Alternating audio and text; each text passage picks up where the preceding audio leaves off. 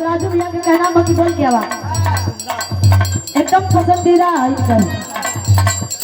हमारा बुलंदा पहिलो कहीं थी के सत बेटीना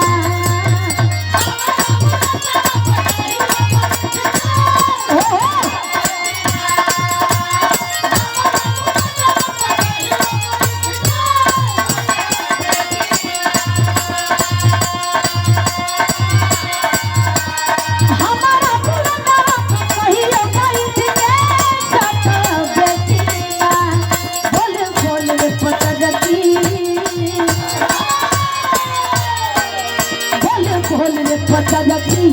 हमारा से छोटा बेटी था बोल बोल रे पता लगी